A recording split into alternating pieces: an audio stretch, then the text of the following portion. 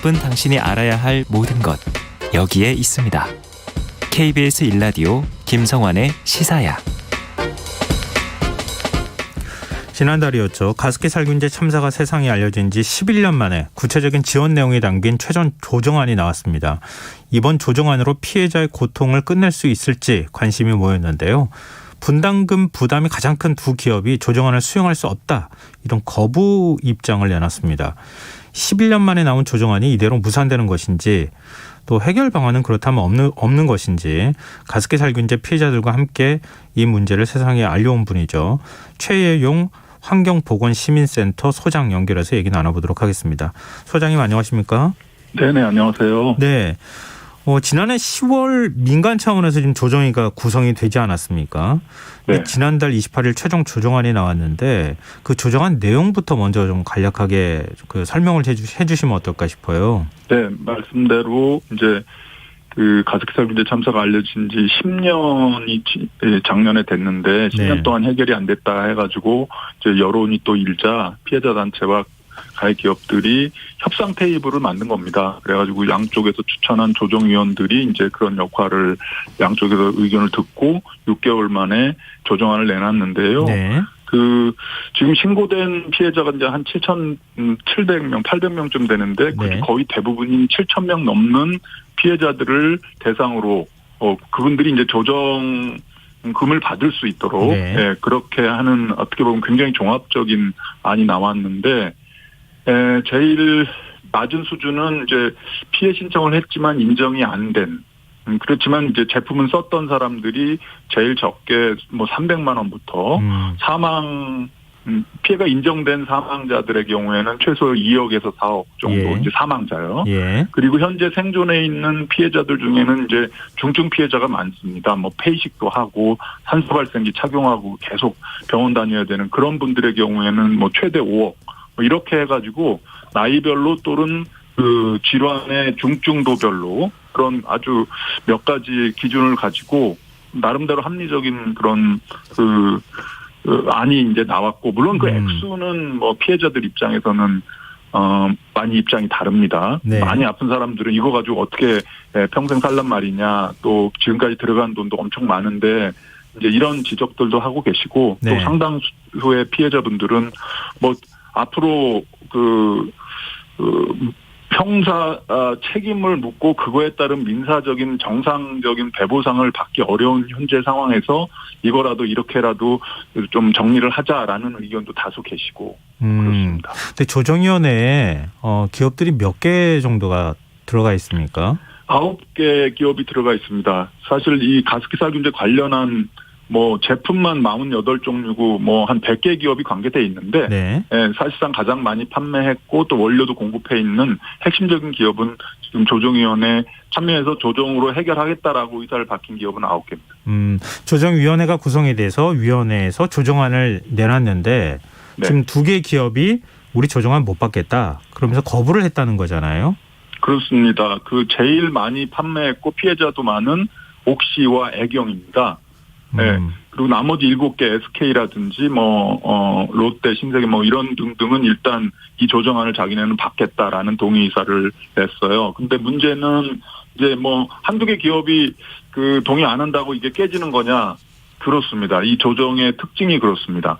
그러니까 기업들 9개는 모두 다 동의해야, 왜냐하면 돈을 내놔야 되기 때문에 네네. 네, 모두 동의해야 되는 거고, 또 피해자들은 그러면 다 동의해야 되느냐, 또 그거는 쉽지 않습니다. 7,000명이나 되기 때문에 네. 7,000명 피해자가 모두 동의하는 아니라는 거는 현실적으로 어려움이 있잖아요. 네. 그래서 피해자들의 절반 이상이 동의를 하면 이거는 조정이 성립된 것으로 보겠다라고 했는데, 네. 그러니까 사실은 처음부터 피해자들한테 좀 불리한 상황이죠. 하지만 그렇게라도 해결을 해보자. 왜냐하면 이게 법적인 해결이 아니고 예. 자발적인 그런 기구니까 이제 그런 네. 한계가 있는데, 예. 그런데 가장 큰 비중을 차지하는 옥시와 롯데가 반대를 하니까 사실상 지금 가능한 상황이 아닙니다. 무산됐다고 봐야 합니다. 전체 피해의 지원금이 얼마고 두 기업이 부담해야 되는 게 얼마 정도 됩니까? 네, 지금 한 9,300억 정도로 계산이 되고 있습니다. 그래서 옥시가 50%가 조금 넘고요. 예. 애경이 한 7.5% 정도 됩니다. 그래서 두 기업이 합하면 분담률이 한 62% 가까이 되거든요. 그래서 옥시는 한 5천억 원, 애경은 한 700억 원 정도를 부담해야 되는 상황인데 이게 뭐 이렇게 말하니까 굉장히 큰 돈 같지 않습니까? 네. 그런데 그 조정을 받을 대상이 7천 명이나 돼요. 이걸 나눠보면 예. 평균 뭐 1억 한 2, 3천밖에 안 됩니다. 근데 아까 말씀드린 것처럼 최소 받는 사람들은 한 300만 원에서부터 시작이 되기 때문에 네. 아니 그동안에 기다린 게 어떻고 앞으로도 이 안에는 앞으로도 치료를 받아야 될 그런 비용까지 평생 치료를 받아야 될 것까지 다 포함이 돼서 그렇다는 거예요. 예. 그러니 이제 피해자들은 어처구니가 없죠. 여기에는 무슨 정신적인 배상이나 경제적인 피해 같은 건 하나도 들어있지 않습니다. 그럼 소장님, 그럼 네. 두 기업은 왜 그러면은 그러니까 옥시하고 애경은 왜 반대하는 겁니까? 자기네한테 부담이 너무 크다는 겁니다.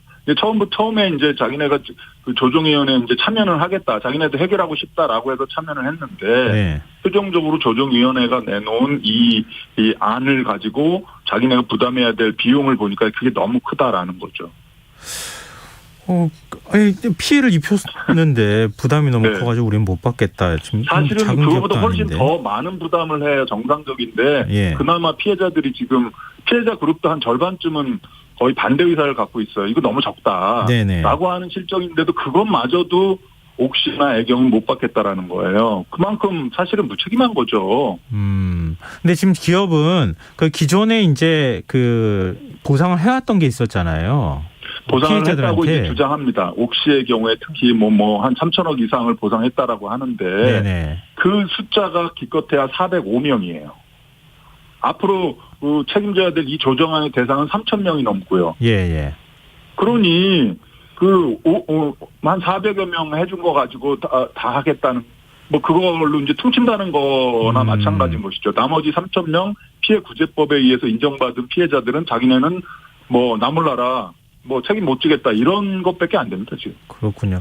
근데 원래 조정안 나왔을 때 피해자 단체들도 이 반대를 하지 않았었습니까? 그 반대 이유는 뭐였습니까? 피해자 단체들 피해자들도 그 7천 명은 굉장히 다양합니다. 네. 그 제품도 다르고 예. 또 어렸을 때 사망한 사람부터 나이 들어서 사망한 사람까지 그리고 한 10년, 20년 동안 오랫동안 고생하다가 돌아가시거나 지금도 병원에 있는 분 그렇기 때문에 특히 그 돌아가신 분들하고 또 그 중증 피해자분들 그 병원비가 앞으로도 많이 드는 그런 분들은 2, 3억 또는 4, 5억 받아가지고 지금까지 들어간 경비 제하는 것만으로도 부족하다라고 네. 말씀하시고 또 들어보면 다 일리가 있지요. 예. 그래서 그분들은 지금 조정안이 많이 부족하다라고 문제 제기를 했었고 또 일부 그 중증 피해자분들은 지금 종로에 있는 SK 앞에서 단식 투쟁을 오늘로 12일째까지 하고 계세요. 그만큼 이제 그분들은 절실합니다. 네. 이거 문제가 있다, 이거 안 된다라고 하는데 그런 부족한 조정안이지만 조정안인데도 기업들은 그것도 부담을 안 하겠다, 책임 못 지겠다 이렇게 나오는 거예요. 지금 그 청취자 3530님께서요. 11년을 힘들게 싸워오신 가습기 살균제 피해자분들의 피해 회복이 아직도 이루어지지 않고 있다니 너무 안타깝습니다. 국민들이 피해자분들과 함께 있으니 기업들이 책임감 있는 태도로 협의에 나서길 기원합니다. 이렇게 지금 그 의견을 보내주시기도 네. 하셨는데요. 지금 조정위원회가 조정안을 내놓기 전에 기업들의 의견도 수렴하지 않았겠습니까? 그리고 피해자 의견도 수렴한 조정안을 내놓은 거 아니겠어요? 그렇죠. 지난 6개월 동안에 왜냐하면 양쪽에서 그 조정위원들이 주로 이제 법률하시는 변호사분들이나 교수들인데 예. 이분들이 양쪽에서 추천이 된 거예요. 피해자들과 기업들. 그리고 위원장은 또 환경부 장관이 추천을 했고. 그래서 그분들이 양쪽의 의견을 충분히 듣고 이 정도면 그래도 피해자들도 어느 정도는 수용하겠다라고 판단하고 기업들도 이 정도는 책임을 져야 한다라고 판단을 한 거예요. 근데 어느 정도 그런데 공감대가 이루어졌었다는 거 아니에요? 그렇죠. 그러니까 나머지 7개 기업은 동의를 했죠. 근데 지금 두 기업이 한 60%의 지금 분담을 해야 되는 기업이 이렇게 거부를 해버리니까 지금 사실상 조정안이 무산된 거 아니냐 이렇게 그렇습니다. 얘기가 나오고 있는 건데요. 그런 거예요. 기업들은 한 군데라도 안 내면 어려워요. 왜냐하면 다른 기업이 낸 돈으로 돈 안 낸 기업 제품의 피해자들을 배상할 수는 없는 것이니까. 그렇죠. 그렇게 될 수밖에 없는데 논리적으로는. 근데 소장님이 그동안에 이제 과정들 다 알고 계시잖아요. 네. 어떻게 해결해야 된다고 보십니까? 사실 워낙 처음부터 어려운 일이었습니다. 뭐 처음 조정안 딱 나와가지고 양쪽이 그냥 바로 합의해가지고 그렇게 쉽게 될 거라고 아무도 생각하지 않았어요. 워낙 어려운 일이에요. 예. 지난 10년간 사실은 행정부, 뭐 입법부, 사법부에서도 이걸 제대로 해결 못했기 때문에 그 양자가 이제 사실은 협상 테이블을 만든 것이 이제 조정이기 때문에 네. 첫 조정안이 조금 사실 실패했다고 포기하지 말고 끝까지 그 의견 조율을 통해서 서로 양보할 건 양보하고 또 책임질 건 책임지는 어떤 그런 조금은 지난하고 어렵겠지만 양자의 의견을 좀 더 듣고 밀고 당기기를 해서 끝까지 조정을 성사시켜야 합니다. 그럼 조정위원회는 그럼 새로운 조정안을 내놓겠다는 겁니까? 아니면 이후 절차는 어떻게 되는 겁니까? 네, 그러니까 조정위원회가 다시 이제 가동을 하려면 피해자 단체와 기업들로부터 다시 역할을 해달라고 이제 요청을 받고 해야 됩니다. 네. 한쪽만 받아서는 또 안 되는 것이기 때문에 예. 그래서 이제 오늘도 회의를 했다고 하고 이번 주에 다시 피해자 단체와 또 기업들이 또 직접 또 대화도 하고 이런 시도들이 있을 것 같아요. 그래서 다시 한번 조정을 해보자라고 이제 의견이 모아지면 아마 다음 주 초에 1차 조정안이 뭐가 문제였고 어떤 입장이 갈렸고 그래서 다시 한번 해보겠다라는 게 이제 발표될 걸로 보입니다. 네. 그런데 뭐 100% 이렇게 긍정적으로만 볼 수 없는 그런 상황이기 때문에 네. 한편으로는 저희들은 이제 조정을 해보지만 결국은 잘 안 됐을 경우도 예상을 해야 되고 예. 그럴 경우는 지금 국회가 만든 가습기 살균제 피해 구제법이 있습니다. 네네. 근데 그거는 최소한의 병원비와 뭐 사망한 사람들의 장례비 뭐 이런 정도만 지원하는 그야말로 구제 수준입니다. 긴급 구제. 네. 그리고 이제 그 기금도 기업으로부터 걷어서 이제 처리하는 건데 네. 이 구제법을 개정해서 지금의 네네. 조정한 내용을 그대로 구제법에 반영을 시켜서 그러면 이제 법이라는 건 강제로 하는 그렇죠. 거잖아요. 네. 그렇게만 할 수 있다면 거기에 필요로 하는 기금은 강제로 기업들로부터 거둘 수 있도록 지금 조항이 돼 있습니다. 네, 알겠습니다. 네, 그렇게 해서 제도적으로 해결하는 방법도 있는데 법을 개정한다는 것도 또 쉬운 일이 아니기 때문에 지금 양쪽이 동의할 수 있는 조정위원회 활동에 기대를 걸 수밖에 없습니다. 네, 알겠습니다. 조정위가 좀 현명한 대안을 좀 다시 내놨으면 좋겠고요. 저 청취자 9455님께서요. 가습기 살균제 최종안에 대한 해당 기업의 거부를 보면서 드는 생각은 이래서 미국같이 집단 소송제와 강력한 징벌적 손해배상 제도가 우리나라에 도입되어야 하는 필요를 느낍니다라는 의견 주셨고요. 4641님, 저 피해자분들 자꾸 물어보십시오. 가습기 살균제 피해 전으로 갈 수 있다면 저분들 1억 아니 10억도 내겠다고 할 겁니다. 그들의 고통을 단순한 셈법으로 헤아릴 수 있을까요? 또 이런 의견까지 주셨다는 말씀 드리겠습니다. 네, 오늘 말씀 여기까지 듣겠습니다. 말씀 고맙습니다. 감사합니다. 네, 지금까지 최예용 환경보건시민센터 소장이었습니다.